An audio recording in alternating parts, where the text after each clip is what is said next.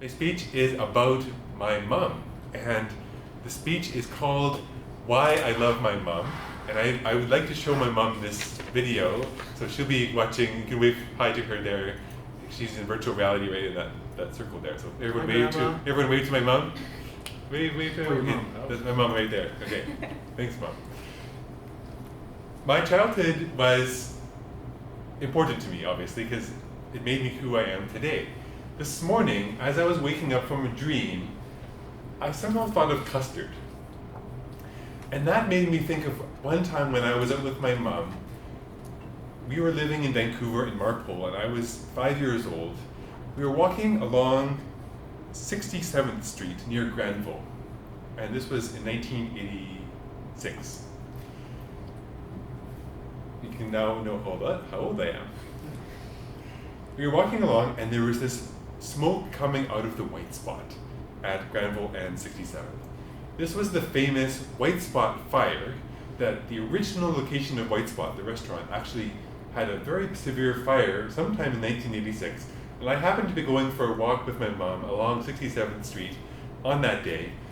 And I remember hearing the fire truck, seeing those long water hoses from the fire truck going up the driveway, and seeing these trickles of liquid and weird stuff going down the gutter.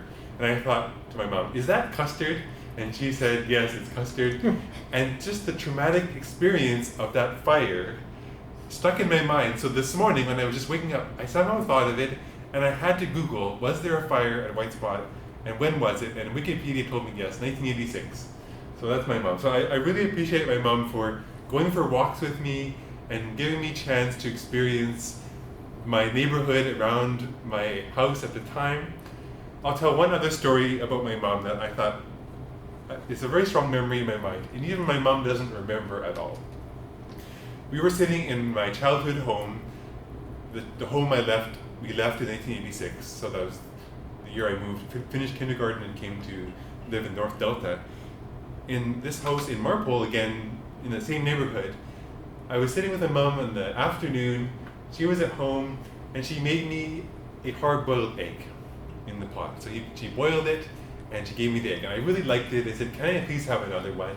So she said, sure. The water was still hot, and she made another one for me. After I ate that one, I said, oh, can I please have another one? And even though it was 3 eggs, which maybe not so healthy for a young boy, she made another one. And after I ate that, I said, can I have another one? And she made another one for me. And I think I had about 6 to 8 eggs that day. It was such a delicious experience. And I just love how my mom was so patient, and she didn't say, no, that's enough. She let me have another egg, and she went to the effort of just putting another one in the pot and boiling for me. So to me, that gave me this feeling about my mom, that she really loves me so much, and she wants me to enjoy things in life and spending time with her at the cost of a little bit of extra cholesterol, not so bad. So that fond memory of my mom, it's one of those little things that I just have I can picture it. I can remember just that feeling of excitement when the next egg was almost done and I could eat it. And I must say that to this day, I do enjoy hard-boiled eggs a lot. This past week, we've eaten probably around 10 of them. So I had 2 this morning and 2 yesterday. It reminds me of my mom, and also it's just a really happy food for me that I just enjoy. It gives me energy in the morning. So in conclusion, through seeing a traumatic experience of a fire with fire trucks and hoses and weird, gross liquids dripping down from the fire area, and that memory is now in my mind. I cherish that time when my mom took me for a walk, and also just the generosity that she had for giving me eggs when it was finding them delicious. To me, that's 2 little stories that make me think more about who my mom is and how much I appreciate her.